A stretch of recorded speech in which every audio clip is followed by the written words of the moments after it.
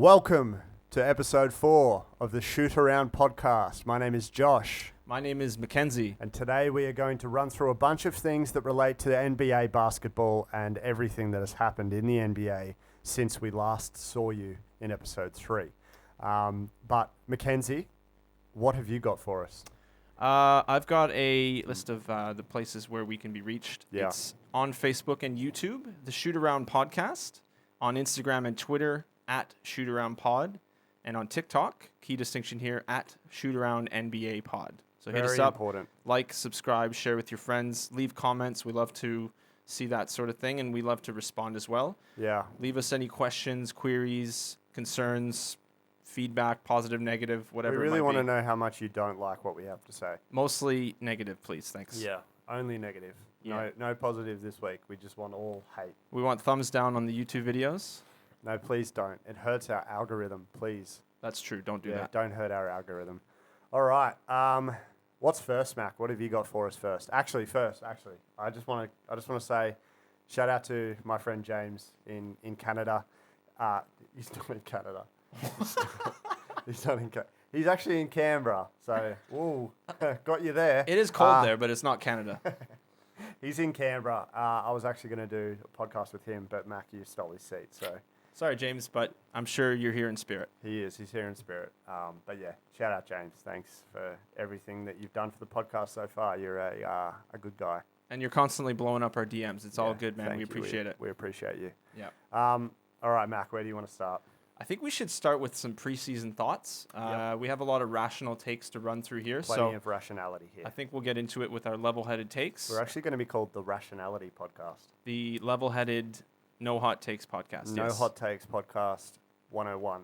I think Rationality podcast actually has a good ring to it. That's actually pretty cool. It's trademarked. You can't take it now. Yep. Bloody people listening and stealing my intellectual property. Not good. No. Mac, sorry. So we'll start with, I actually had a quick little tidbit I wanted to jump on. In training camp, Nikola Jokic had some footage of himself looking svelte, very trim. Swole. I wouldn't say swole yet. no, just he has fit. some work to do, Okay. but he's definitely fitter or more fit for English pronunciation purposes. Fitter works. We know what you're saying. And he was dunking like no tomorrow. He looked like Zach LaVine out there. Yeah, So right. I think in the dunk contest, there should be consideration. Please vote for him when the time comes to vote for the contestants. Vote for Jokic because I do want to see him get that 1-inch vert cracking. 1.5 at the most, but wow, for the okay. American listeners, his vertical is about 1.25 inches. Yep. It's pretty incredible, and that's with the weight loss. So It's a big vert for a big guy. he gets up. Yeah, he does. He doesn't leave the ground when he jump shoots. It's more like a plant shot. It's actually called a set shot. Yeah, it's a set You're shot right. if there Yeah. ever was one. You're He's right. good at it. Yep. But yeah, so just on training camp, there wasn't really anything else of note that I saw. What about you?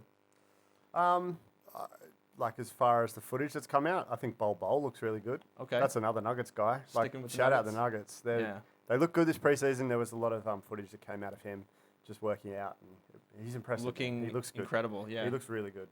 He's a bit of a freaky watch, to be honest, because he's so long. He's 7'2", and he dribbles like a kinda weird. point guard. It's actually impressive. Really impressive. Kind of like a 2K creator player. Yeah, it is. Yeah. Yeah, it is. It's very weird. Yeah. He's a My Park kind of guy. Shout out to Bol looking, just standing out amongst a pack of standouts, really. Yeah, on that team. On that team, he actually looks really good. It's Yeah. strange how well they've done in the draft picking up those guys because Yeah. I mean they've got 2 second rounders there in Jokic and Bol, and RJ Hampton. yeah, RJ, and they also picked up Porter Jr. when he fell in the draft. So they've done a really good job, and we kind of jumped on them last episode. So that's it for the Nuggets for this one. But yeah, nice. They look good preseason. They look really good. Absolutely, yeah. So then just jumping straight into preseason now, my first thoughts were that Harry Giles for the Portland Trailblazers has looked really well. I feel like we talked about in the last episode, he might be stealing Zach Collins' minutes. Yeah. I've changed my mind on that. He has looked good. I think he might be stealing the MVP from Giannis Antetokounmpo. Yeah. I think that's happening this year. Harry Yeah, Giles okay. looks great. Yeah, right. I like it. Okay. No I like additional thoughts. No, I like it. Sold. Harry Giles does look good. I'm on board. Yeah, he looks great. Like the other guy that, I kind of put in the same category as Harry Giles, who, I'm really hoping that he catches that form that we saw of him in college. Who's that? Dante Exum. Oh, Yeah. I like that. Yeah. He looked really good for the Cavs in their first preseason game. Okay. He was injured for their second, so he missed their second. But if he can stay healthy, which has always been Exum's problem. That has been the problem. Yeah, he's a triple-double kind of guy. Like, he puts up good numbers everywhere. He contributes everywhere. He's good defensively. He's long. He's rangy. He has a good jump shot. It's not great. It's good. But, man, like, I hope that he can keep it up, because he would be a sleeper for most improved, especially on that Cavs roster. Like, there's no one else there. Yeah, that's a good opportunity for him if he can stay healthy for sure. I do feel like his game is really well suited for the NBA, and if he can find the right fit, he can blossom. It's too bad what happened in Utah. Like, he basically just wasn't healthy, and Utah was kind of like, okay, let's move on here. And you have to do what you have to do as a business, as a team. You can get somebody else who's probably going to be more healthy. But he was, he had one game there in Cleveland last season. I remember he had 26. Preseason definitely bodes well for the rest of the season. We'll see how that works out. My next semi-level-headed take here is that the Rockets are better off without James Harden. The first game, or the first couple games they played without him, they looked pretty good. They had good ball movement. John Wall looks pretty good. Yep. I thought that they just had more of a better ball movement system. And I'm sure James Harden can be integrated into that, but I honestly think they're better without him at this stage. Just time to move on. Yeah, I like it. Okay. I agree. I'm on board. Fair enough. I can't disagree with anything you're saying. It's a problem. Yeah, you got to start. We need to start disagreeing. Yeah. I'll work on that. I hate that take, and I think that James Harden's the best player in the NBA. And if the Rockets trade him, I'm going to be so angry with whoever traded him, because I don't know who their GM is. Who's their GM? I have no idea. Yeah. The Rockets, yeah, it could just be some guy off the street. Yeah, I don't think he's not the answer for them. He's turned that organization into a bit of a mess. Harden has? Yeah, Harden. Yeah. Harden has made that the Houston organization revolve around him now for the last 6 years. 7 years since he's been traded. Yeah. And he's gotten away with way too much. Now they're finally going, no, you need to adhere to what we have to say. Yeah. Because they've lost the cast that brought him in there. Daryl Morey was the main reason he was there in the first place. The architect. Yeah. And now he's gone and the organization's starting to pull the reins. So it's not so much. The Houston Rockets have a lot to answer for with the way that they've handled James Harden, and now with the way that they're treating him on his way out. He's never had to deal with the criticisms. He's never had to face any criticism from the organization. From outside the organization, it's been coming since he started averaging 30 points. He's a ball hog. This is what people say. This is not, it is. I agree. This does not reflect your views, or it does? But I think he was coached that way. Like, that's what I'm trying to say. It was catered to him, like you said. Like, the whole system was built around him, and then they started integrating point guards like Chris Paul, Westbrook, etc. So, yeah, it's basically been the Harden show, and now, it's a really weird scenario there. So I guess, case in point, I feel like they're better without him. Just move on. I agree. Yep. And as we said in our previous podcast, they're going to blow it up. That's my point of view. Yep. Do you think they're blowing it up? Yeah. Okay, yeah, there you I go. think they will. I think there's a lot of moves that they can make to improve the roster, and it has to start with moving James Harden off it and trying to package Eric Gordon in with that. Yeah, his contract works. There's not a whole lot to match Eric Gordon and James Harden because they're combined they're making $65 million, which is half of the NBA cap. Yeah. Yeah. It's a lot. It's a lot of money with two guys who haven't done anything. I like Harden for that money. Like, even though you could argue any player is very difficult to justify that money, except a handful. I just want to see him in a new situation. Yeah, me too. I agree. Like, beyond just going, he's a terrible player and the old school guys are saying ISO ball doesn't work. The new school guys don't like watching him. Yeah. He's such a good offensive player. He just needs to be. Are you checking out my takes?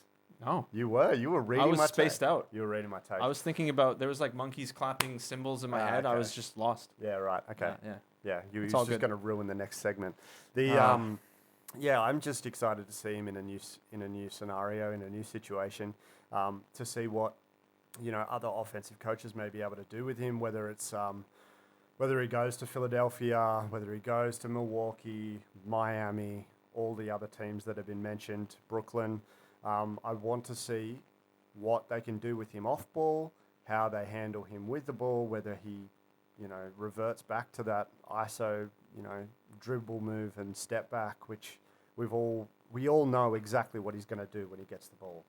So most likely, I don't know the actual percentages, like the breakdown of his different finishes and what have you, but I guess statistically he's most likely to do a step back. Or free throw or step back.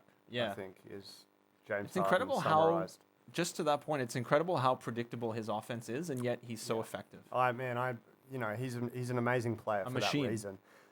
But he needs a new situation. He needs to go somewhere where he's not the main guy, so he can learn to play NBA basketball again and not play Harden ball.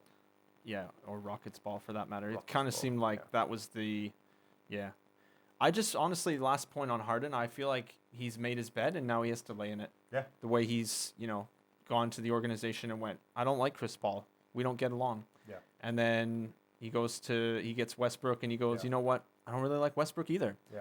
We used to be childhood friends, apparently. That was the rumor at the time of the trade and what have you. Yeah. It was supposed to work out. They're going to get along. They played in OKC. It didn't work out because Westbrook is not a good fit with Harden for many reasons. We saw that in the playoffs and in the regular season to some extent. I honestly think it's more the other way around. I think if you bring in an alpha guy like Russell Westbrook, That's true.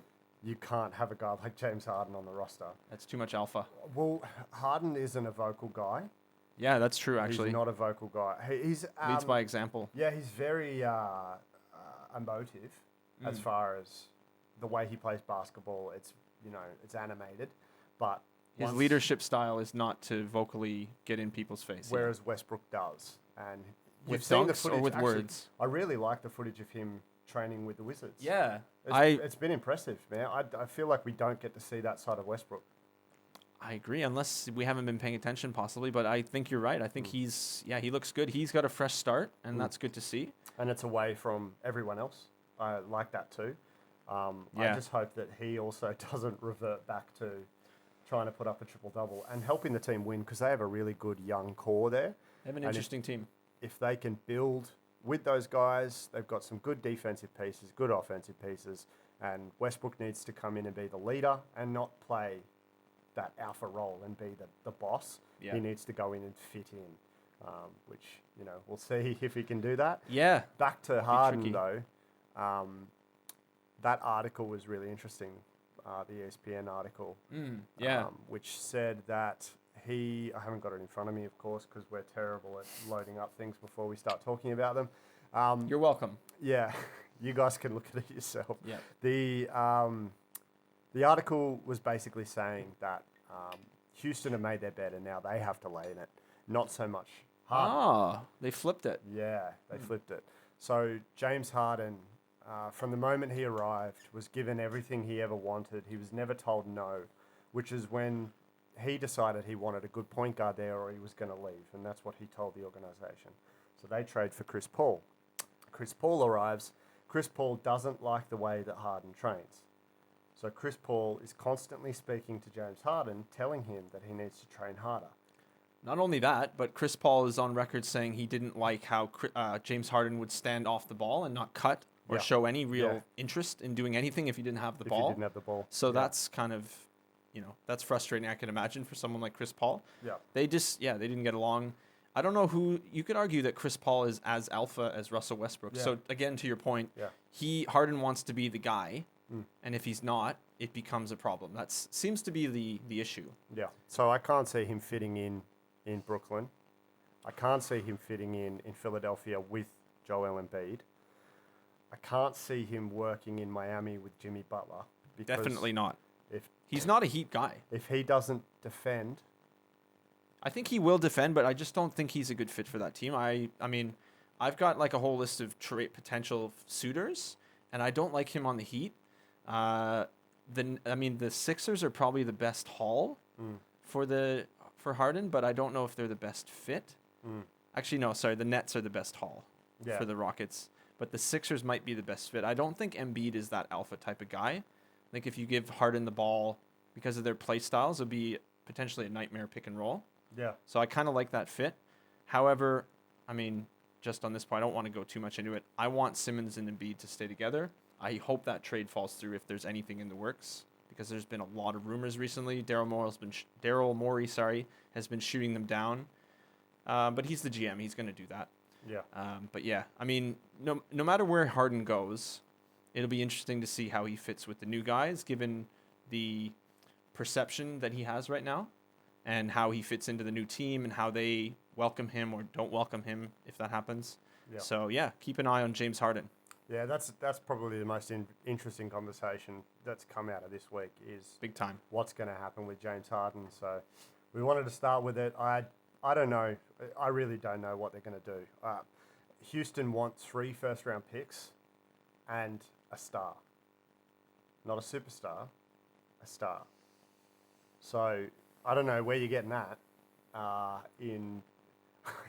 guess it's Simmons, or it's like I said, the Nets would be the best haul. Yeah. Karis LeVert probably isn't a star, although I like LeVert and Dinwiddie together. Yeah, you could say they combine to make the equivalent of a star, but they LeVert's, have more depth. Probably on the cusp. He's close. He is close. Like if he had a 2K rating, I'd give him like an 85.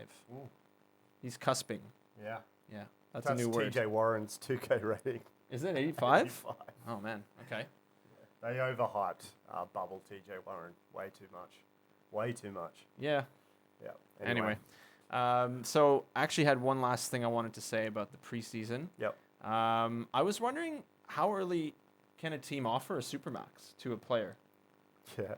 Because, like, why wait with Talen Horton-Tucker? Just sign him now. Wow, bandwagon. 5-year max extension right now. Do you know how old he is? Isn't he, like, 13? He looks about 40. He looks about 30. I'll give him that. He looks like Isn't an old he 19? Man. He's 19. He just turned 20. Wow. Just turned 20. And he was picked up in the 2nd round. He fell a long way in the draft. I think he had some injury issues. There were some other things questionable about him heading into the draft. I think they don't like that he's, 6'4".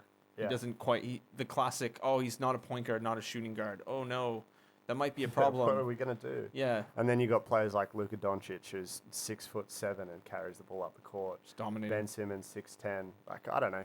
I have no idea what NBA front offices think about players.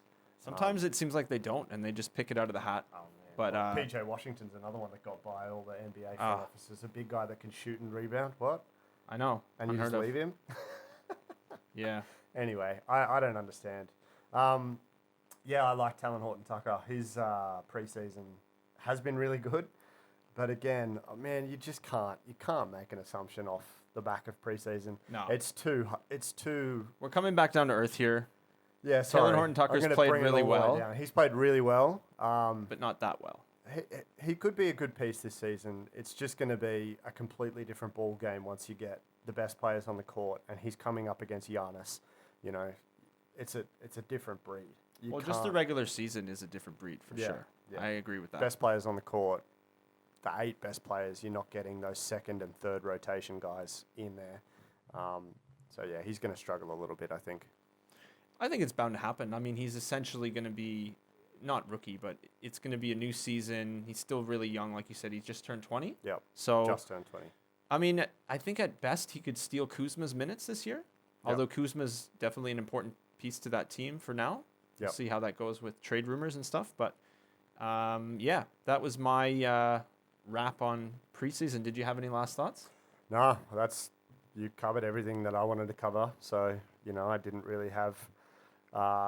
anything different to you, so there was nothing I could even go on the back of. The only other, actually, I just wanted to give another shout out to Halliburton. Right. Man, his preseason, teams are watching that going, how did we miss this? How did we miss a guy this good? Because Buddy Hield now, what do you do? As the Kings, I guess you wait a little bit into the season to see if he can, keep that kind of production up. But this guy was great on offense. His defense is unquestionably good, which was the biggest question mark heading into the draft for him. Yeah. And now teams are watching it going, why didn't we get on this earlier? It happens every year. Yeah. There's a guy that falls through the cracks, and other teams go, what happened? Yeah, how did we miss this? It was like, you almost have to think there was something that happened in a workout where the scouts were saying, ooh, X on that. Or, they put something in the X column like, oh, shooting, missed a few shots here. Yeah. And that information gets passed on, and then the GM goes, okay. Like the Knicks, they might have gone, okay, Obi Toppin. And then they pick Obi Toppin instead of Halliburton. Yeah. Halliburton. Who really struggled yesterday, by the way, Obi Toppin. Yeah. He actually, his defense is not good. Sorry, Knicks fans. It's not good. Room for improvement. Yeah. I'm a Knicks fan. I'm not going to lie. I don't like to come out of the closet with that one too much. I like to keep it under wraps. You're not a Knicks fan. You like that. You want to see the Knicks do well. Honestly, I would say I'm a Knicks fan, but not like super fan. Like, I'm not Spike Lee out here. Okay. I'm a Spike Lee for the Raptors, but not the Knicks. Okay. But yeah, I want to see the Knicks do well. I really do. They've just been absolutely horrid for so many years. So, I mean, it's kind of like you're desensitized to their terribleness. Yeah. But missing on Halliburton is a classic, like, yeah, of course they did. Look, Obi Toppin's got plenty of time to turn things around. I'm just saying, from the footage yesterday, playing against Cleveland, he wasn't struggled. Good. Yeah, he wasn't good. Like, it's flat out. That's just what it was. Like, just call it what it is. Yeah, he'll get better. I don't think was it Cleveland they played yesterday? Man, I need to fact check myself so often. That's all right. So, yeah, we'll wrap up the preseason there. I also wanted to say Isaac Okoro was really good. Isaac Okoro, really good. Really good. Like, surprisingly good? Man, everyone was saying he hasn't got a jump shot. He can't shoot threes. Wow. Man, Isaac Okoro is one to watch. He is a good pickup for Cleveland. Yeah. They've actually done a really good job in trying to make the roster more competitive, picking up JaVale McGee. He's a good locker room guy. And then Isaac Okoro, just, man, yeah, really good. Very impressive. How about that? That's a turnaround of a career, isn't it, JaVale McGee? He's really made something of his talent. Yeah. He used to be not a head case, but like he was the front man for Shaqing a Fool. Yeah. So to see what's happened to him, I think going to the Warriors franchise was beneficial for his mindset. He's a genuine leader. Like, he really is. I think so. He's done a really good job to turn his career around from being a guy that everyone kind of looked at and went, oh, not You just had a laugh. And now he's a floor runner, rim runner. Rim protector. More than just a dunk and run back on D and stay on D. You got to pay attention to him when he's on the floor. Yeah. That's why he worked well with the Lakers. He's done really well. Yeah. I'm very impressed with what he's done with his career and trajectory. He's changed a lot. So, sorry, did you want to wrap up on Okoro, or is there anything else? No, I'll just wrap up on Okoro. That's Sweet. it. That's all I've got. The only other guy I wanted to mention was Chuma Okeke, who I was bragging to you about yesterday for Orlando Magic. He is very good. He was actually drafted last year. He was a draft and stash. He was the 16th pick or 13th pick. But just... I'm not going to lie. I thought you said his name was Turmeric. And I was like, who are you talking about? Chuma Okeke. Yeah. Chuma. That's a good name. Yeah. We'll call him Turmeric. That's his nickname now. He was picked 16th by Orlando. I shouldn't have questioned myself. I said 16th or 13th. He was picked 16th. Bet on yourself. Learn from Fred VanVleet, man. Bet on yourself. Don't question your own takes. Ever. But Chuma Okeke looks really good for Orlando. So that's another interesting situation in Orlando. They really need to move off those guys that have been stalemate on the roster for the last 5 years. Couldn't agree more. And they just won't get rid of them. Just move on. Stop trying to develop... Evan Fournier. Stop trying to develop guys that aren't developing. There's just too much mediocre. Yeah, That's it. Mediocre. And they have good pieces there. Well, they just like the last 2 years, they've scraped into the playoffs. Like 7th. Yeah. 8th. Exactly. You know, like... And then they had like a little scare against Toronto. It was like, ooh, they won game 1. Ooh, it doesn't mean anything. Move on. Garbage. Just move on, Orlando. Nice pieces, but they need to make a trade. They need to keep Markel. Markel has a long way to go. Interesting. He needs time. Like, he's a point guard. Point guards take a while. Like, you only need to look at Steve Nash's career to say that point guards need time in the NBA. Chris Paul actually did need a little bit of time. He was great when he came in, but we've seen his career develop to now being able to control a game from start to finish and not just have that sporadic impact. It takes time. So it does, yeah. I don't want to say that Markel Fultz is a bust. I don't think he's a bust. It's too early. I hate that. Year 2 and we're calling people bust. Year 3. He needs time. He is a point guard. They have the ball in their hands more than any other player on the court. Yeah. He needs time to know what to do with it, where to go, hold on to the ball, when to drive, when to shoot, when to pass. Like, man, I like him. I think Orlando made a good pickup there, but they have a lot of stale pieces on that roster. Yeah. Well, that was quite a spiel on Orlando. Sorry. That's because kind of we didn't cover them in any of the previous episodes. We haven't talked about Orlando at all. This is just pent-up energy, really. I just wanted to do a quick Homer Corner on preseason. Okay, hit me.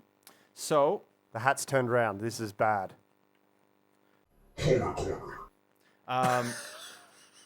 Aaron Baines I like that.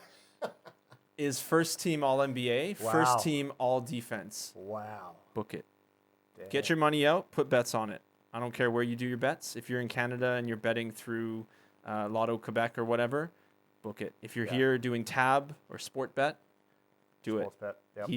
He's an Australian worth betting on. Yeah. Wow.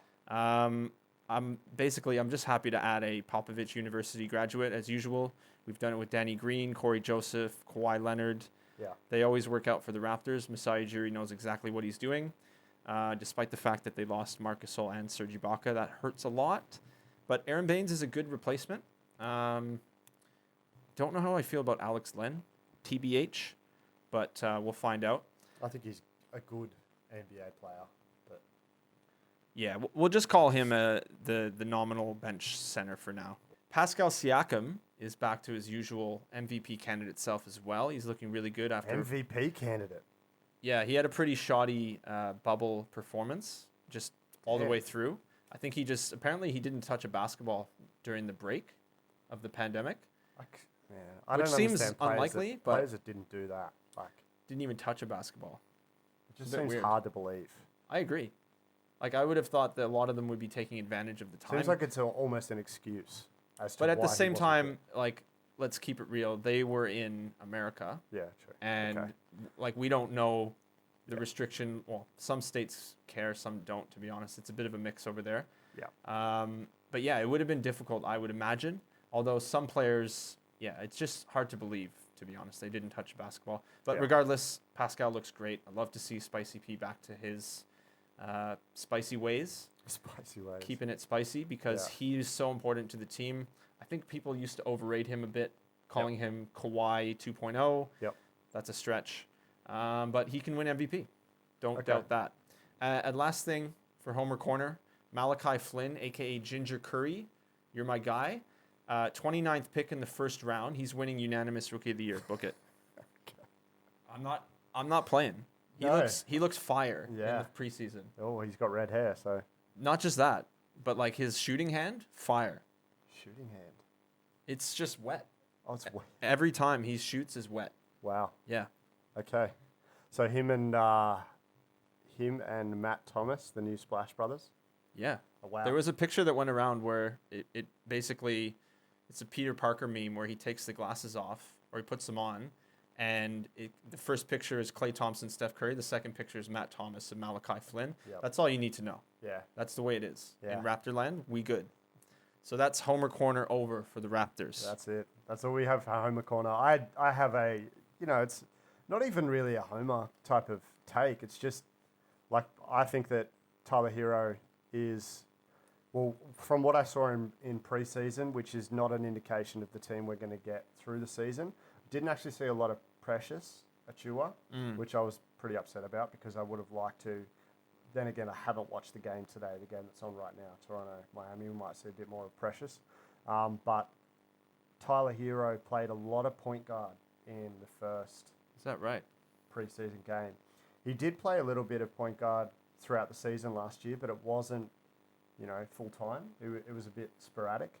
But yeah, they ran him pretty much point guard the whole game the other night. So if that's going to be the case this season, I can see him having a very good assist total. So if you're looking at over-unders on assists, if it's +3, always take the over with Tyler Hero. That's all I'm saying. You heard it here first from Josh. Take the over. Yeah. I picked Tyler Hero to win Most Improved Player, so I'm on board with that. Yep. I have no disagreement. But yeah, that was Homer Corner. Thanks for listening.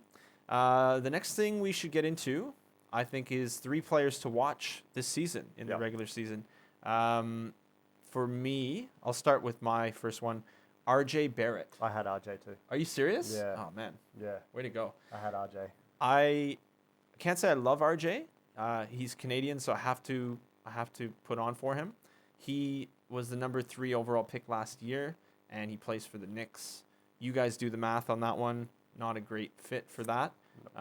They've had a rotating amount of coaches. That made no sense, but they just keep getting new coaches in, and there's just been so much turnover that it's hard to establish an identity, a bit of culture there. The culture is losing. Yeah. So I think bringing in Thibodeau should benefit RJ and the rest of the team for that matter. Maybe not everybody necessarily. They're probably going to shake it up with some trades if they start to have some success. Yep. But I like RJ this year, man. I think he's going to have a good season. Probably not an all-star, but I'd like to see him, keep an eye on him going forward. They're taking on a leadership role there, which is something that Tom Thibodeau will encourage, especially out of a guy like RJ. I can see him playing a lot of point guard because they haven't got a point guard there, so he might take on that ball dominant role. Well, sorry to cut you off. They do have Elfrid Payton, who's not bad, although he is going to be a he's going to be bad, but he's not good. I agree. Very mediocre. But I think RJ Barrett definitely will have a primary ball handler role for sure. Yeah. I wouldn't say he's going to be the point guard, but I mean, it's getting into semantics. Yeah. So he's going to have the ball in his hand a lot more this year than he did last year. Agreed. And I can see him shooting a lot more this year. He didn't really show that outside touch, which he showed a lot of in high school. Didn't really show it in college. Was very average from outside. Yeah. He has improved his free throw shooting from all reports, which is very important considering he only shot like 65% from the line. Were those reports Nick's Twitter or what?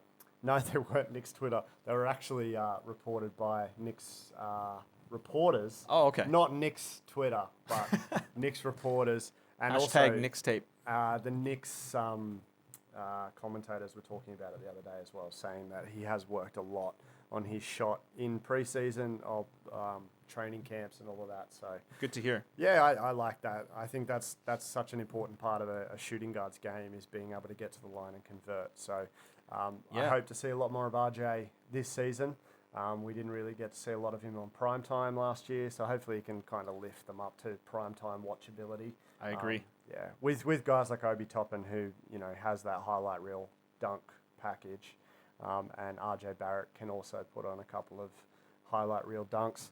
And just plays. He's a great player. Yeah, he is. He's really good, and he showed a couple of really clever ways of getting to the basket the other night that he possibly didn't show last year. So yeah, I'm really looking forward to watch RJ. No doubt. I just wanted to say one last thing. Fun fact about him, you may not know, Josh. Steve Nash is his godfather. I think I have heard that before. Okay. Yeah, I think I have. His dad, RJ Barrett's dad, is obviously really close. Well, the parents would be close to Steve Nash. I was kind of blown away by that fact, but it's pretty cool. I think he has a good support system. That's why I like RJ. Yeah. He has a willingness to work hard, get better. Yep. And he has a passion for the game. So I think it goes back to him being the main guy in New York as well. Whereas you look at guys that took to the court quicker last year, like Ja Morant's rise was absolutely spectacular, unprecedented, like unbelievable. But the difference between RJ and Ja is Ja came into an already pretty stable system in Memphis. They've always been there or thereabouts. They've had Marc Gasol. Yeah, they don't fall off really. Exactly. Yeah. So that's the difference, I think, between RJ and Ja. Ja came into a really good system, New Orleans already had guys there that could take a lot of that pressure off Zion, so Zion could only play his role, and he did it really, really well. Yeah. Whereas RJ had to kind of come up with his own way of playing basketball in New York and dealing with New York media and dealing with New York fans New York and the media owner. Man. New York media is pretty insane. Yeah. To say the least. Yep. They're always all over the Knicks, good, bad, anywhere in between. Yep. It's fanatical there, and it's really good to see. There's really smart fans in New York. Like, they're a good basketball crowd. When the Garden is on fire, man, not literally.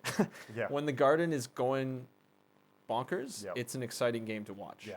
Yeah. But unfortunately, they haven't had a lot to cheer about. So I'm hoping RJ, Tibbs, and the gang can get back in I hope they turn the right around. form. Yeah, for sure. Yeah. So next on my players to watch list would be Ja Morant. As you just mentioned, his ascension to, superstardom virtually was pretty incredible to watch last season. He should only get better overall. I think he's just a great point guard to have. I mean, arguably already better than Mike Conley. That might be a bit of a hot take, but he's more athletic. He's more dynamic. I think he just suits today's NBA better. I think that's all you really need to say about Ja. Absolutely. I think he's going to have a good season. Him and Triple J are a great combo, and then they have some nice pieces around them as well. I would like to see them improve their roster a bit. Yep. I love Valanciunas, but they might need to move him for somebody a bit more modern. JV is a bit of a throwback center, which I like in some contexts, but he isn't necessarily the right fit for that team, in my opinion. Yep. I can agree with that. Who do you got, Josh? Who can you say we should watch this year? I have Miles Emmanuel Bridges. Emmanuel? Yes, Ooh. that's his middle name. Okay. Miles Bridges is an entertaining player to watch. He's very athletic.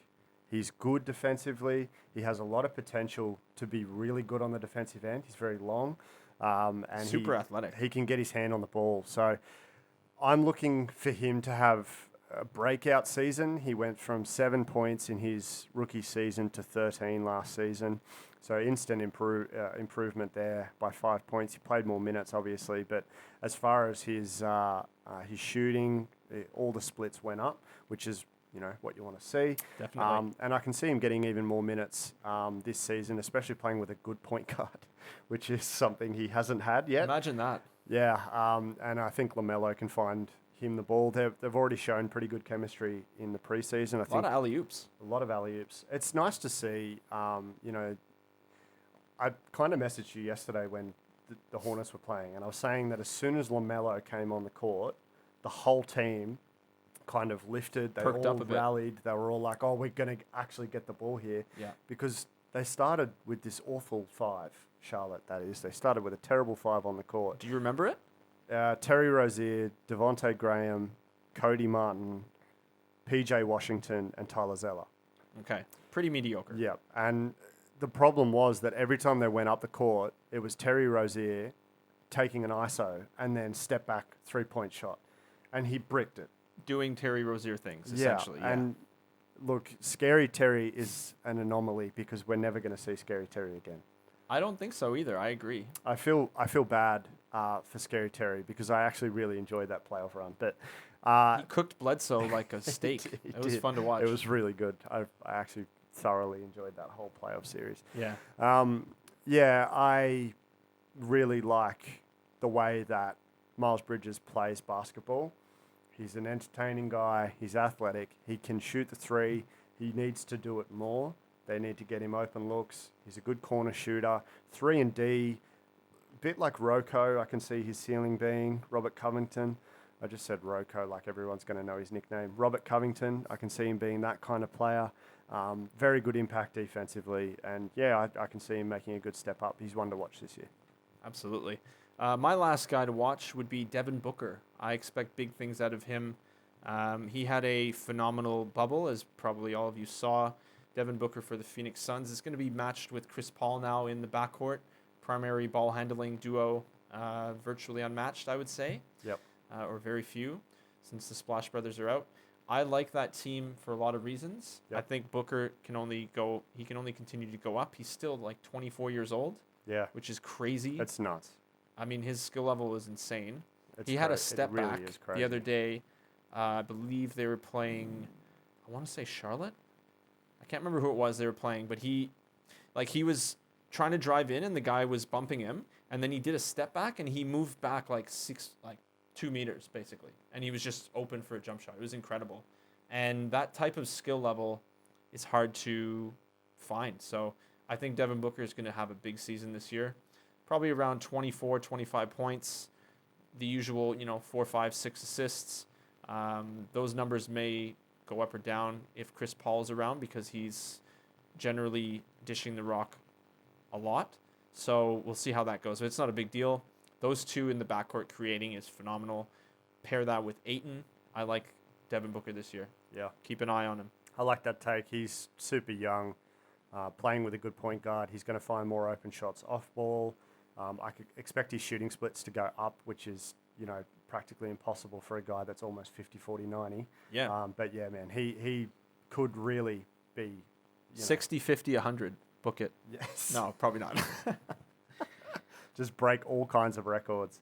The other guy that I have to watch this season is Shea Gilgeous-Alexander. Ooh. He is the only piece that the Thunder held on to, and they held on to him for a reason. No doubt. Guy is a star. He is a very good NBA player. Very, very good.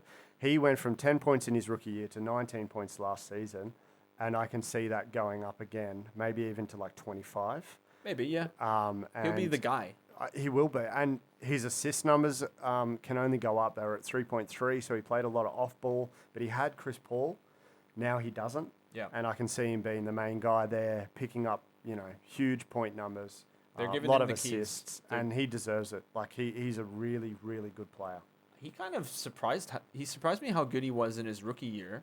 And then, last year he was phenomenal. Obviously, he would have learned a lot from Chris Paul. Yep. And I've listened to a podcast with him and Woj on the Woj pod, and he sounds like a bright guy. Like, he's going to have a bright future. That's a pretty hot take. Yeah. But yeah, I think he's going to have a great season as well. That's a good point. He just needs to shoot more. That's the only thing with Shea. He will. He's got to find that confidence in his shot. But I think being the main guy there and having all rookies around him, he's going to feel that responsibility. Seems like a really good leader, good locker room guy, talks really well, communicates well. Yeah. He's like best friends with Chris Paul as well. Chris Paul absolutely loves Shea, talks about him all the time. Good to hear. He was in a podcast the other day with JJ Redick, and was talking about how good Shea Gilgeous-Alexander is and how much he really likes the way he plays and trains, which is a huge thing for a guy like Chris Paul. That's big praise to earn. I like it a lot. I think that Shea's going to have a big year, and whenever Oklahoma are playing, I'll be watching. Yeah, for Shea. Okay, sweet. Only for Shea. All right, man. They haven't got much else going for them. OKC. Yeah, they have Al Horford's bloated contract, and He could return too. That's another good point, actually. I'm glad you brought that up. Well, I was gonna say they don't actually have Al Horford. They just have his contract. But if Al Horford shows up as well, that's cool. Like that could be good. I wasn't sure where that was going, but it all clicked. I got there eventually. He's earning $28 million a year, which is that's crazy. effing insane. Yeah, I can. If he gets back to how he was playing with Boston, he's worth it.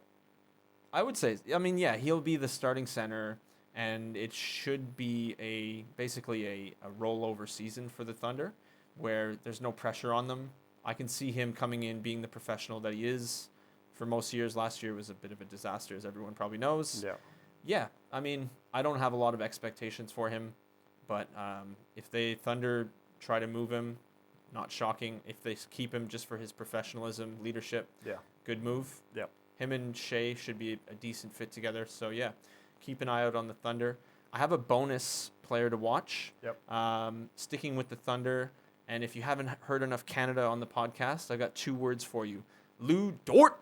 Lou Dort. Lou Dort. I like Lou Dort. Lou Dort's sick. Yeah. I like his feistiness. Like, he was getting after James Harden in the playoffs. Physicality, man. He's God. a physical dude. He's crazy. Yeah. He's It's that defense. Like, I've talked to you about this so many times. The Canadian defense, unbelievable. We get after it. They're just like animals on D. We like Steve Nash. Pause. Sorry. Steve Nash aside, we definitely get after it on defense. Yeah.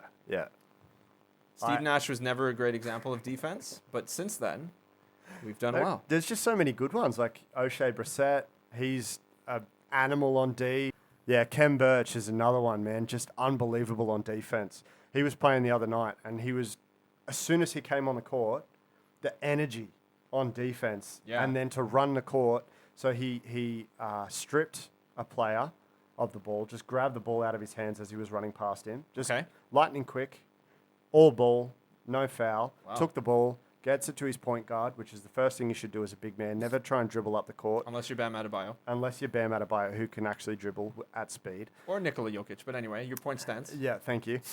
He gives it to the point guard, runs up court, and then dunks it at the other end. Yeah. And then just an animal on defense, man. He was guarding like 3 guys at the same time because obviously Orlando don't have the best defensive record in the NBA. But his ability to just turn it on and like jump from player to player, the athleticism down low. I really like watching Kem Birch. It's just that Canadian defense. Yeah, it's impressive. It's pretty good, man. Yeah. But yeah, Lou Dort, great. Yeah, that's a good one. Lou Dort. I like him. He's a great player. I think he has a good future, even as just a scrappy role guy. Yeah. At best, he'll be one of the best of those. He looks like a heat kind of player. He so does. Yeah. He'd be perfect on there. Yeah.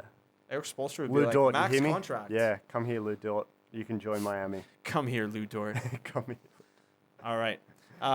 So that wraps up players to watch for the season.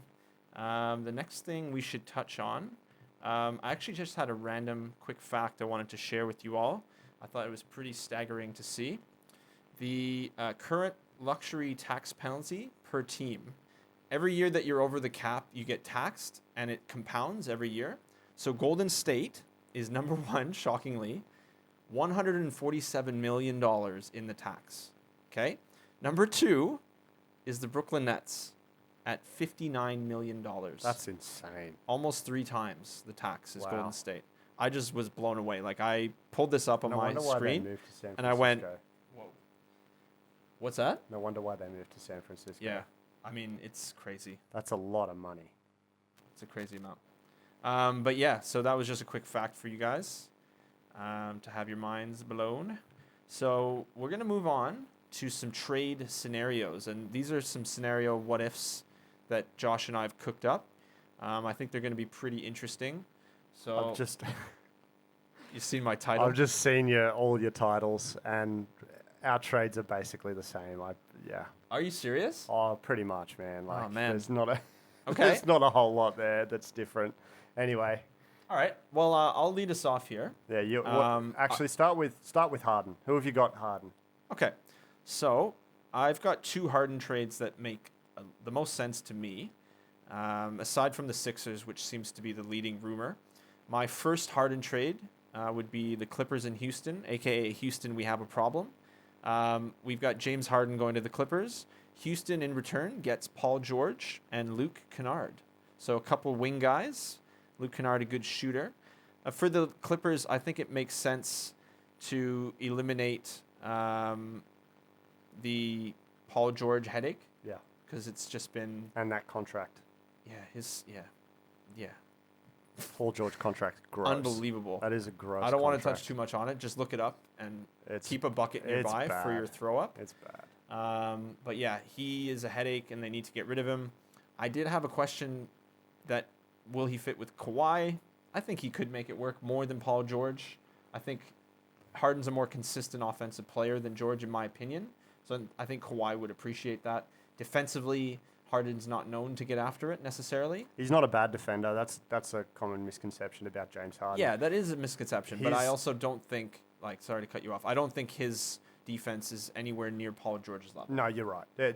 Comparing the two, I think that's mainly perimeter defense. Harden lets people go past him way too easy. But down low in the post, he's probably the best post defensive point guard in the league. The wing, wing guy. If you're not counting, Ben Simmons as a point guard. You can't even really, as a guard, like you're counting him as a forward, then you'd say that as a 1 or 2, James Harden down low is a very, very good defender. That's fair. But you can't compare him to other forwards because it's just not going to happen. Yeah, that's fair. Yeah. But I like that trade for both teams at this stage. Yeah. Wall and George makes a little bit more sense than Wall and Harden for Houston. I like that too, yeah. And Kennard bolsters their shooting. He Yeah. can handle the ball a little bit. That's a good trade. So, yeah, I thought it was all right. It's, it's kind of small. There's not a lot of people involved. There'd probably be some picks thrown in there, but I had Harden. Have Clippers got any left? I don't think they do. That's the thing. They'd probably have 0 until 2030. Yeah. Oh, maybe they gave up. than that, but They gave up a lot to get George. So I don't know how many they'd have left, but yeah, interesting. I actually like that trade. I think both teams would benefit from it, as long as Kawhi's happy with James Harden, because I think that's where it'll fall over. Yeah, that's interesting. Actually, that's funny you bring that up. That makes me think about how the Clippers would then have two guys who, aside from LeBron, it's hard to think of two guys who have had teams cater to them more than Kawhi Leonard and James Harden. Yeah. Like, that's two pampered superstars. Well, Kawhi just gets whatever he wants whenever he wants it. Since he, put in that Finals MVP performance, his second. That playoff performance. Yeah, man, the whole place was incredible. But yeah. And ever since then, he's just had a red carpet rolled out for him. He's living off of that. Yeah, for sure. So where have you got him going on the other trade? James Harden, I would put him in another trade with the Brooklyn Nets. I called it the arrival of the Super Nets. So you would get Harden, obviously, and you would also include in there from Houston's side Kenyon Martin Jr. And that's for cap purposes? Yeah, it's just to make the contracts work. Yeah. I didn't actually realize Kenyon Martin Jr. was a NBA player. The name stood out to me on the list of players, and I was like, oh, Kenyon Martin Jr. Does he dunk like his dad? Maybe not, but that would be cool. Have you seen Kenyon Martin highlights? No, I actually haven't. Oh, dude. Yeah. He was like Blake Griffin before Blake Griffin. Yeah, like dunk-wise, he was insane with the Nets and Jason Kidd. But anyway, Kenyon Martin Jr., James Harden to the Nets. Houston gets Karis LeVert, Spencer Dinwiddie, Taurean Prince, Jared Allen, and picks. So really good haul for Houston. Yeah. I think that Houston gets a handful of nice pieces to pair with John Wall. They get some good depth. And LeVert is one of the best value contracts in the league for what he offers. Yep. So that works for both teams in that regard. You have to start talking about the fit on Brooklyn, with basically the big three of Irving, Harden, Durant. Does that work? Big three headaches. Just all three of them are absolute nightmare. It's like a double migraine. It's like 3 headaches or 2 migraines. It's awful. That is a disaster waiting to happen if Brooklyn go down that road. How are you ever going to get enough of them touches so they don't complain? It's not going to happen. There's not enough minutes in a game to make sure they all get 30. I know. Well, that's the thing. None of them are all going to get... Sorry. All 3 are not going to get 30 in that scenario. And that's a problem. But that can be a problem. And I think the thing is you're kind of looking at a similar situation to what happened in OKC for Durant, where the offense was not necessarily a smooth operation. Yeah. You had Westbrook taking a lot of shots at the end of the shot clock, in clutch moments, taking terrible shots. Like Durant had countless clutch shots in OKC, but you can count on multiple hands how many times the ball should have just went to Durant, but Durant was passive. Now, granted, that was so many years ago.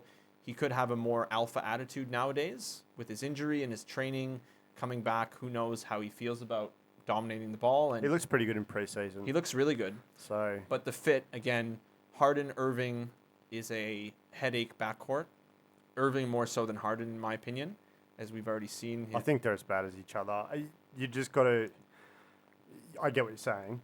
Kyrie's a vocal headache, whereas James Harden seems to be the type to run to the manager and complain. Harden can be a body... To that point, he can be a body language headache. Yeah, true. Yeah. He'll just stand off ball and go, give me the ball. If we want to win, I need to have it. So, or if we lose and you didn't give me the ball, that's why we lost. I had the same trade. The reason I didn't put it out there, it's been talked about a lot, that trade. Karis LeVert, Spencer Dinwiddie, Taurean Prince, Jared Allen, to make the contracts work. That's basically the only thing Brooklyn can do. That's what you got to do. Unless they throw in one of their young guys. Kurucs? Yeah, Kurucs or Nicholas Claxton would be the other one you'd throw in. But that's basically just at Houston's preference. They would take Kurucs. I don't know about Claxton. But Claxton looks all right. He looks okay. So we'll leave it at that. You'd take a flyer on him, I guess. give it a go. Yeah. He's actually going to get minutes this year, according to Brooklyn. How you fit him into a rotation with DeAndre Jordan and Jared Allen, I don't know, because you'd have 3 centers running around there. But anyway, yeah, I think that's the only thing that Brooklyn can do and the only thing that they can offer. How many picks they throw in dictates how long they actually want to be a good franchise. Right. And dictates, how quickly they blow it all up. Because you got to get rid of those assets. If it doesn't work, you got to get rid of them while they're hot. Yeah. So, all right, so that's Harden. Did you have a Harden trade? I did have a Harden trade. Okay. This one's going to spice things up because everyone loves when I talk about trading Chris Middleton. So here we go. Ooh. Chris Middleton and Brook Lopez go to Houston. And in return, the Bucks get James Harden and PJ Tucker. Obviously, the Bucks would need to throw in a couple of picks. But I don't think they'd need to throw in that many giving up Chris Middleton. I actually think that Houston would be pretty happy getting an asset like that. I guess that just falls on Giannis. How happy would Giannis be having a guy like James Harden? He's already complained. I think he wants guys on his team that pass the ball. He said that in an All-Star game. How about the comments that Harden made? Was it last season where he went, it doesn't take much skill to just dribble up the court and dunk? Yeah. He said that about Giannis. Yeah. So that's an interesting dynamic. Yeah. So I just had that there as like that's a home run type of trade. That's kind of... It's actually not a bad trade for both teams. I'm glad you brought that one to my attention. Because I think PJ's would be a good fit in Milwaukee. They shoot threes like no tomorrow. PJ's is a perfect corner spot-up shooter. And he's a physical defender. Yeah. He won't let anyone go past him easy. He doesn't give up easy shots. He's absolute terror off ball as well. Yeah. And he's a moving truck down low. So I think he's a good guy to have. And Brook Lopez, he's signed up for the next 3 years on $12 million. How long he can keep up his defensive impact. I think that determines it's determining on how athletic he can keep himself. Yeah, keep himself. How athletic he can keep himself? Yeah. I guess so. Yeah, that's an interesting way to phrase it, I guess. But yeah, do what you got to do, Brooke. It's all about fitness and his athleticism, because that's where he can make a move on defense and end up on top of a player blocking the ball. So. Yeah, how long he can keep that up is interesting. But okay, yeah, I kind of like that trade. Do you want to give a second one? I haven't got any other ones for James Harden, okay. But I do have one for Miles Turner. Oh, okay, Miles Turner, interesting. Go ahead.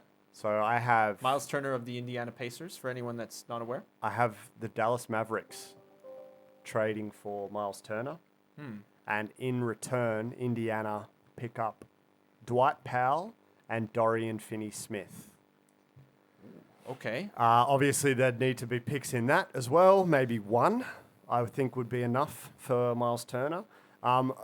Just looking at Kristaps Porzingis, his health is an issue. It certainly is. He's still not healthy. He's out this preseason, hasn't played basketball this preseason. That's too bad, man. I really like him. I like him too. I just wish he could play more. Getting a guy like Miles Turner fixes that physicality down low. You wouldn't have to have Kristaps banging with, the centers in the league. Like Miles Turner would be the guy that comes in and guards Joel Embiid and guard those big guys rather than throwing Kristaps out there. That's fair, yeah. And he's actually a very good plus defender. Dwight Powell, not so much. Dwight Powell's, probably a better shooter, which is, debatable. But Miles Turner stretches the floor. He wouldn't clog up the lane for Luka. I think he'd be a good pickup for Dallas. That's actually a really interesting trade. I like Dwight Powell is a great player. Again, Canadian. We can't get enough today. Too many Canadians. Where are they all coming from? Yeah. Canada. Probably Canada. Yeah. Dwight Powell is a really good fit on the Dallas Mavericks. Yeah. Miles Turner would be an interesting pivot for them. Yep. I do think that Miles Turner is a better shooter than Dwight at this stage. Yep. And a more effective protector of the rim, and defensively he's pretty good. But yeah, him and Porzingis are both sort of stretch 4-5s. Mm-hmm. So that's an interesting fit. Although I'm going to push back on this trade because I think Dallas values Dorian Finney-Smith a lot more than you might think. Yeah, no, I agree. And that's why I had to put him in there for the defensive impact, because you'd be picking up another defender. Good for Indiana. It's good for Indiana. I don't know if Dallas would pull the trigger on that. Yeah, because Finney-Smith is probably one of the best wing defenders in the league. Underrated for sure. Yeah. He doesn't get enough credit. Yeah, he doesn't. I actually like watching Finney-Smith play. He's a dog. Like he reminds me a lot of Hollis Jefferson. Yeah. Just like the physicality, but he's a better shooter. If you have a double last name, you're a dog. Yeah. That's what it comes down to. Clearly, yeah. Finney-Smith, Hollis Jefferson. Yeah, like it if has you've to got be that that. name, you have to be a good defender. Otherwise, you're just not going to make it. But yeah, that trade was only Finney-Smith was only put in there because Indiana need wing defense with TJ Warren, who He's okay on defense. well. Down low, he really struggles on the perimeter. He does. He gets beaten fair. far too often. But yeah, I can see that trade only going through if Dallas can't get Kristaps back out on the court. They need a proper five because no one else is quite going to cut it. Maxi Kleber, I wouldn't want them to let go of Maxi Kleber. He actually looks pretty good heading into this season. He's been lights out shooting from Good distance this preseason. Yeah. So I've been pretty happy with how Dallas has run out. But yeah, they need a big man, and Miles Turner fills that gap. Yeah. Maxi Kleber is like the poorest of poor man's Dirk Nowitzki. German stretch five. There you go. So I actually had a Miles Turner trade as well. So it's funny you brought him up. I have Indiana and Chicago instead of Dallas. Okay. I called this trade missionary. It's boring, but it's effective for both parties. I like it. Both teams can win here. Yep. So Indiana gets... I'm not sure that our partners would agree with that statement. It's definitely a one-way party. I mean, one-way fun street. Yeah. Anyway, continue. Indiana gets Thaddeus Young again. So he used to play there for a few years. Yep. Wendell Carter Jr., who's a nice young big man. I like that. And Ryan Arcidiacono, Villanova. Scrappy young guard, wing guy. So shoots lights out too. He's a good shooter. He's a good leader. I like him as a leader, vocal guy. He surprised me last season. He was probably one of the only bright spots on that Chicago team. With no coach, he actually, coming from undrafted to what he was able to do last year was pretty impressive. Okay. Interesting. Yep. I thought he was pretty good. He stood out to me amongst a pile of steaming doo-doo. The Indiana Pacers get those three. So for me, that opens up the starting lineup for Sabonis to not be clogged up a bit with Turner. I didn't like that fit. Sabonis is the guy you want to keep. He's again, not a poor man's Jokic, but he does a good impersonation of Jokic for me. He's got great court vision. He gets after it on the boards, and he scores very well. Yep. He's got good genes, man. Again, NBA bloodline. Arvydas Sabonis used to be a stud big man in the NBA and overseas in Europe. Yep. Thaddeus Young was a good fit for them in past years, so I think he fits nicely next to Sabonis if you want to start him or go a different direction. He's just very similar to TJ Warren. That'd be the only thing that I have there is somewhat similar. Yeah, Thad Young's kind of like a poor TJ Warren. He doesn't really stretch the floor as well. That's fair, yeah. Yeah. And they also get Carter Jr. to come off the bench. I do like that move. I think that's the one where they pull the trigger if Wendell... They wouldn't even have to exchange picks if they threw in Wendell Carter Jr. because you don't know what his ceiling is yet. He hasn't had a good coach. He hasn't had a good system. He hasn't really had anything to go off. So I like that move. That's good. Yeah. I like it. It's okay for both teams. Yeah. Again, boring but effective. Yeah. It doesn't necessarily move the needle a lot. More for Indiana's sake because you're clearing up the Miles Turner thing where it's never really worked with him and Sabonis. Yeah. So then Chicago obviously gets Miles Turner. They also get Jalen LeCue. I hope I said his last name right. And I threw in some... Lacroix? I think so, yeah. Okay. Yeah, because it's French. Right. Yeah. I don't know if that's... I mean, yeah. We butchered your name, Jalen. I'm really sorry. Sorry, Jalen. But Lacroix. I think I'm going to go with LeCue. And they also... I threw in some picks for them just to make it sort of enticing for Chicago. So it's a good big man pickup for the Bulls. They improve from Carter to Turner. Fits well next to Markkanen, who's a stretch 5/4. They also get off Thaddeus Young's contract, which is not terrific for what it is, for his value. You were right. It's LeCue. It's LeCue? Yeah. I know my stuff. Yep. And like I said, it offers a good fit with Markkanen. Just made up that he was French too. It's like from downtown Manhattan. Like, I mean, there's French people in Manhattan, but is that where he's born? Yeah, New York, New York. There you go. Went to high school in New Hampshire. I'm sorry, Jalen. Just made up your entire history. Jalen Lecroix. Yeah, I thought he was French. I thought he was whatever. Look, it doesn't even matter what I have to say. Just continue, please. I'll take it from Get me here. out of this.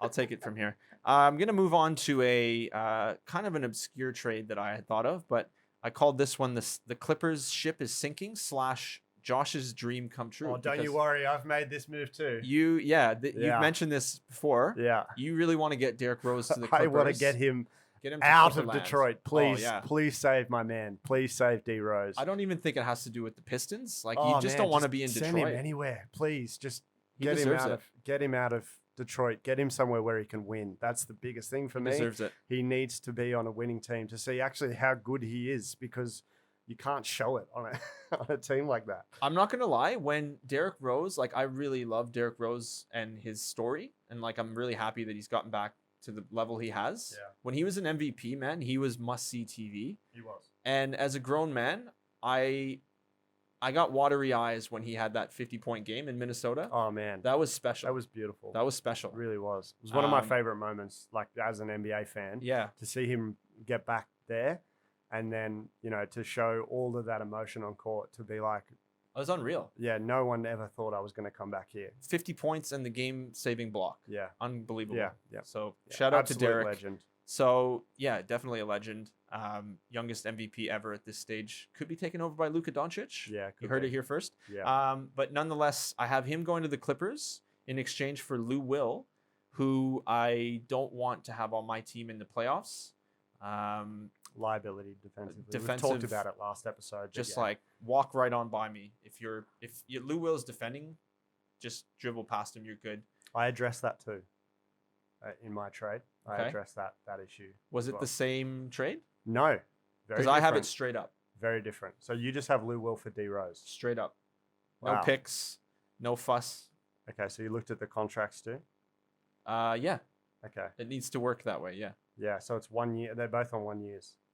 They are, yes. Okay, so it's really it is. It's just straight up. So you think picks change hands? Maybe a second. I think both teams, I mean, Detroit, to be honest, I don't know why Detroit would want to make this move, but I want it to happen for Derrick Rose. Yeah. I think the Clippers would just be like, okay, we need to get rid of Lou Williams. What can we do? They get Detroit on the phone. They butter up Lou Will a little bit, and next thing you know, he's in Detroit. Okay. That's my view of it. But what was you had the same exact trade? No, I had a big 3-team trade. Oh. Yeah, I had Okay. the Clippers trading with Detroit and San Antonio. Wow. Yeah, so I had the Clippers giving up Pat San Beverly Antonio. and Paul George. Okay. Go on. In return, they received DeMar DeRozan, Derrick Rose, Lucas Samanic, Tyler Zeller, Keita Bates-Diop, and another guy's name who I can't pronounce from the Pistons for cap purposes. That's his full name. Yeah. Another guy Ramirez. from the Pistons that I can't pronounce his name for cap purposes. Yes, that's his name. And I believe that's in Croatian. That is. Yeah. Yeah.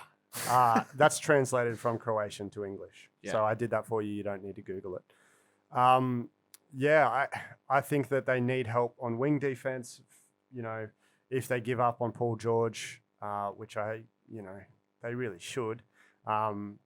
San Antonio would need some picks in return. It's DeMar's last season as well, so I can see them probably moving off that contract, Yeah. trying to get an asset in return. It's time.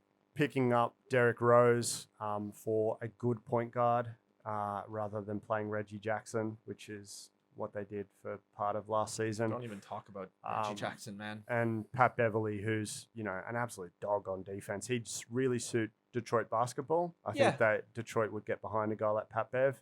And then landing some good bench options for the future, like Lucas Samanic. He hasn't really shown anything yet, but he's got a bit of potential. And Keita Bates-Diop, who is on a 2-way, I believe, with San Antonio. But Okay. he's a good player. He is a good player. He just needs time to develop. He's pretty raw, athletic, shows a lot of promise. But yeah, I can see them, San Antonio, moving off DeMar this season. So I think the Clippers should jump on it, get another guy instead of Paul George. Right. If Kawhi is happy with that. I was going to say, it's funny when you think about it. So the Spurs get Paul George. So they've turned Kawhi Leonard into Paul George, Yeah. which isn't like the worst thing ever. No. But considering the situation they had, it's funny. I remember at the time, I don't want to digress too much, but I remember at the time when they traded Kawhi and Danny Green to Toronto for DeRozan and Jakob Poeltl, it was considered a major victory for the Spurs because, you know, DeRozan had he still has a good reputation, but he was a known commodity, whereas Kawhi was the unknown commodity. Yeah. And then Kawhi just went scorched earth on everybody and destroyed the playoffs. Yeah. So it's funny how that flipped really fast. Yeah. I still love DeRozan, still probably number 2 Raptor of all time. So shout out to you, DeRozan. You did your thing. But his value isn't quite what it should be, I guess. Yeah. And I think because that value's fallen, it's important that Clippers get some young players in return, which would be the only sticking point, I think, for a team like San Antonio, where they're made their entire roster on developing guys who everyone had given up on or not drafted in the first place. Kind of has, yeah. So that'd be the only sticking point for them. But yeah, I can see them moving off DeMar purely just to get something back because they don't like letting people go in free agency. So the other good thing with the trade for the Spurs that you've mentioned here is that it clears out a bit of playing time for the young guys they have in the backcourt. Yeah. So you have guys like Lonnie Walker, who I really like. He's super athletic, very confident player. Derek White, who was great in that playoff series against the Nuggets, and he's still been really consistent since then. A guy like Keldon Johnson, who's really nice to have potentially off the bench, maybe starting. Patty Mills as well, and DeJounte Murray. So, like, if you clear out DeRozan, plug in Paul George as more of a forward, then you might be able to play more young guys, which is what the Spurs are heading towards anyway. Yeah. So for the development's sake, I think that's actually pretty good trade. They drafted pretty well as well, Trey Jones and Devin Vassell. Right. So again, more backcourt guys. I'm glad you brought that up. Yeah. So if they move off DeRozan, It's such a weird situation in LA. Like, so they need a point guard. You're not lying. They need a point guard. They need to move off Pat Bev and Paul George. And with this trade, they'd at least have a bunch of 1-year contracts, so they could just instantly shift, like straight off the back of that. So, yeah, I like it. That's why I did it. So if you don't like it, it's too bad. Not my problem. I like it. So I had another trade here I wanted to jump into. Yeah. Brooklyn and Washington doing a little trade ski. We have Buddy Hield from Sacramento and Jabari Parker and picks going to Brooklyn in exchange for Karis LeVert, Taurean Prince, Bruce Brown, who you could swap for another guy just about the money, and picks. So I really like this trade, to be honest, because I was racking my brain trying to figure out where Buddy Hield's going because he's being moved. Yeah. Halliburton's the guy now. Yeah.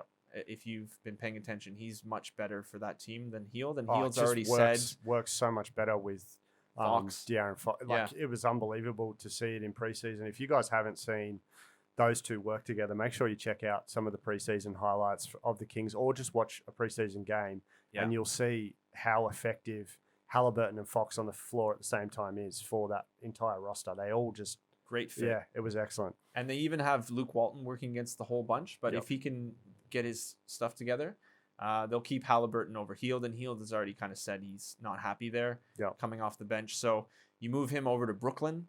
My point would be that he's a perfect complement to KD and Kyrie. If you just want to have the two guys instead of a superstar, again, like Harden, like we talked about, Hield fits in more as a lights-out shooter in addition to Joe Harris. You could run a lineup like Kyrie Irving, Hield, Joe Harris, Durant, and whoever else as a big guy. Play Durant at the 5. That's probably going to happen. You know, it's weird. Off the back of his injury, you'd probably be a bit worried about, having him down You'd be low. wary of it. Yeah, but that'd be actually a really good pickup for Brooklyn.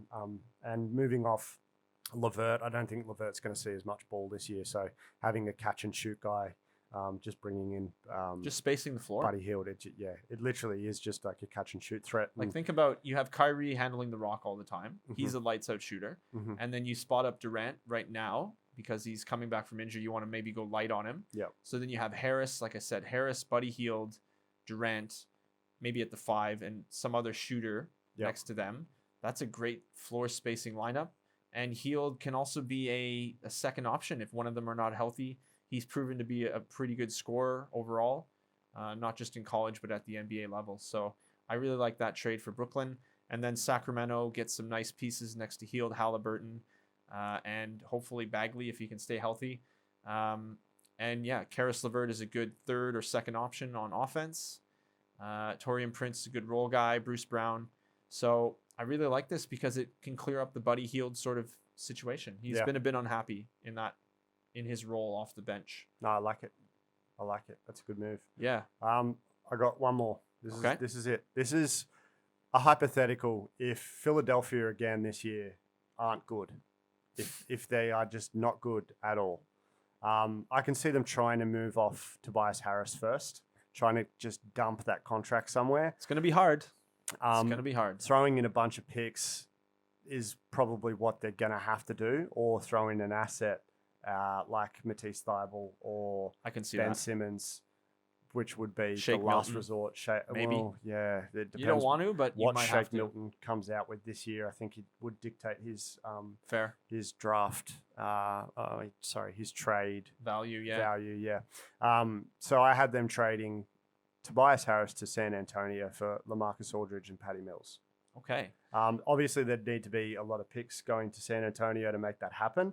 But again, that's San Antonio picking up an asset, if you want to call Tobias Harris an asset, because LaMarcus Aldridge and Patty Mills are both on the last year of their contracts. That'd be the only reason why you do it. And I think it's time for them to have a fresh go at something. They've been in San Antonio, which has been a little bit stale, to be honest. I mean, they've made the playoffs a couple of years and not really made any noise. Well, they missed it last year. They don't look like they're going to make it this year. They're really like the odd team out in the West.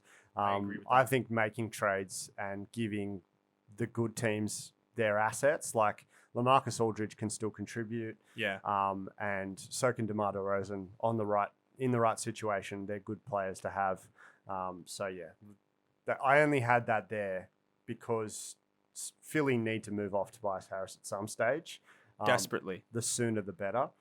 Just to free up that cap space, and getting those two allows them to move off the contract, have a reset where it's unfortunate that they could have just let him go for nothing and not have this problem where they now probably have to get rid of some picks to get rid of him off the roster, when instead they should have really just let him go in free agency for nothing. I agree. Yeah. I mean, it was going to be a hard thing to do to just let him and Butler go. Yeah. But they didn't really handle it super well. Yeah. Although Butler was on record saying he wasn't happy with Brett Brown. They kept Brett Brown instead of Jimmy Butler. That hasn't worked out amazingly. That's kind of aged like milk. The less I say about that, the better, I think. Yeah, for we'll keep it in my personal health and safety if I ever travel to Philadelphia. Yep. I agree. We'll keep it under wraps. The other thing that's good with that as well is if Daryl Morey can't get rid of Tobias Harris's contract, I don't know who can. Daryl Morey is a shrewd GM, one of the smartest minds in basketball, period. Player or GM, whatever, head coach. I think he can do that type of deal. Yeah. They have a couple of good young assets, so maybe they can package them in and try and get a return out of it, maybe like a second round pick. Yeah. If they package in, maybe a Matisse Thybulle, which you don't want to give up on guys like that. That's the problem that Philadelphia have created, where they've re-signed him, and now it's like, well, how do we move this? You have to counteract and still get something back. Yeah. And it's like years and years of scouting players and drafting players, and now they have to give up on draft assets, possibly even player assets, to move a guy like that off the roster. Yeah, it's going to be a difficult scenario. Yeah, I feel bad I think for Philadelphia fans because that contract's not good. It's not a good contract. I'd argue it's one of the 5 worst contracts in the league. Yeah. But yeah, that's another segment.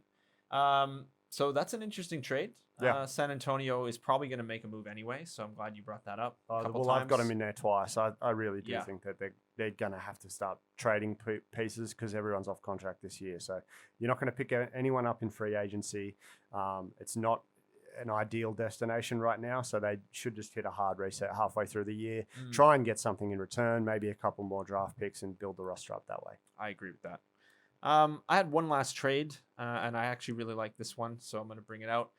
I've called it Operation Unleash the Brody, # why not, to Denver. So Denver and Washington involved here. Denver gets Bradley Beal, who, again, there may not be any trades happening for him this year, but if things aren't going well, if it's a bit sour in Washington, they'll probably move off of Beal, all things considered. So Denver gets Bradley Beal.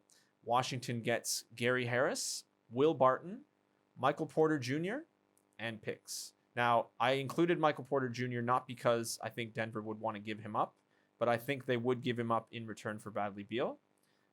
Porter Jr. has a very high ceiling, like one of the highest ceilings in the NBA. But Bradley Beal moves the needle for them playoffs wise to me. In this particular season coming up. They're probably going to want to win now. So I really like the trade for both teams. Harris, so just touching on the Washington side of things, Gary Harris could be a sunk cost at this point. He's due $19 million, I believe. Yeah, they got to move off Gary Harris. It's going to be hard. Last week. They really do. It's unfortunate. And, one of the Denver fans commented on our video saying that Paul Millsap was worse. And I don't agree with that. I think Paul Millsap is... His value is higher. Yeah, for the locker room, for his defensive impact. And it's only in the post. His perimeter defense last year was, he lost more than a step, which, you'd kind of expect that from a guy that age. But, I think his impact is way more than beyond what goes on the court. But Gary Harris can't even contribute on the court. So yeah, he's seen better years, and we talked about that last episode.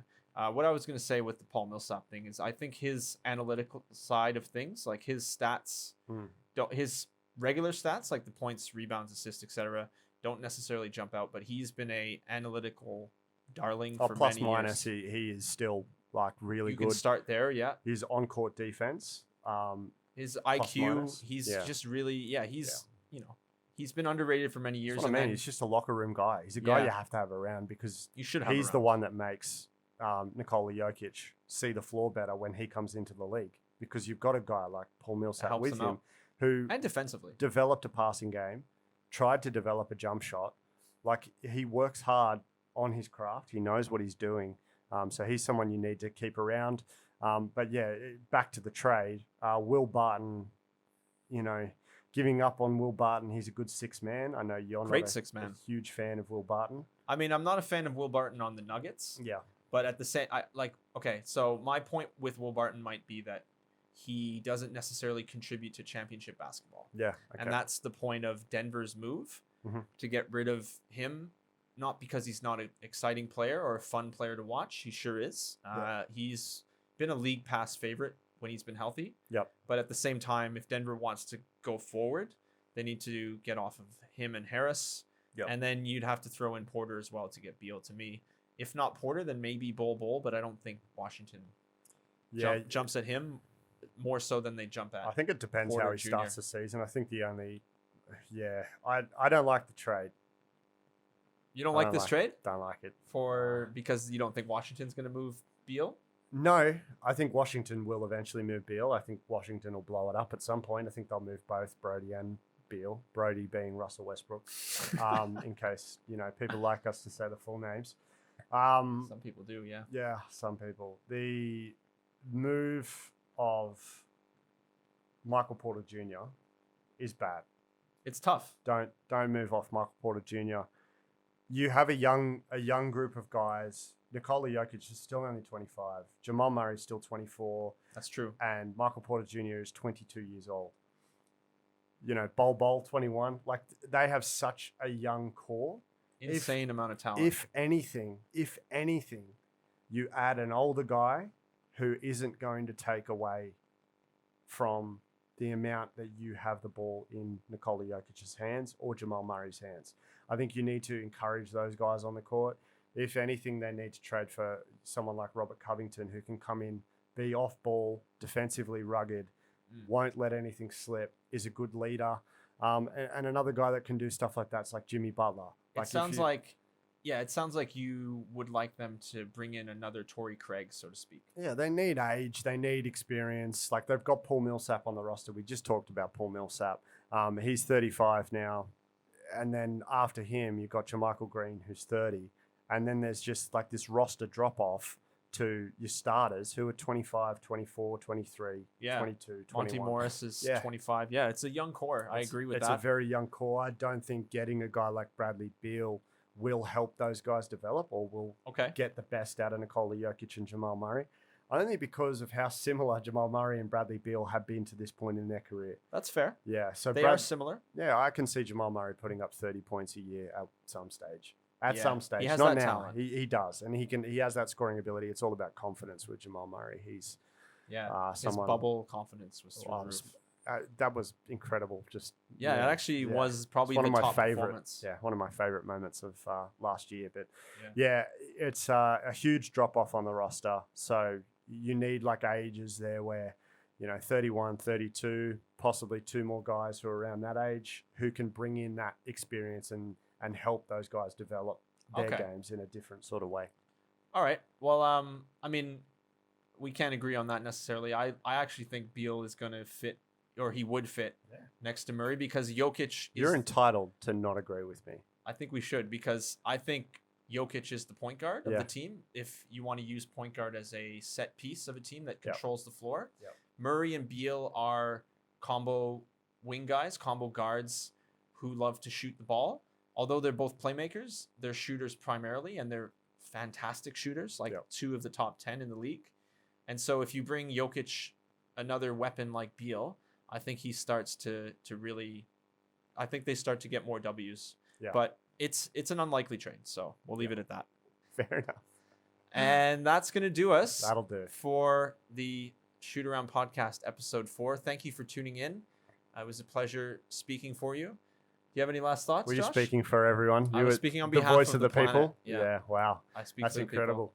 people. No, thanks for tuning in, guys. Check us out on any medium possible, whether you're watching or listening. We appreciate the support.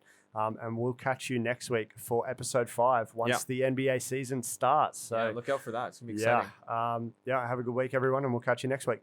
See ya.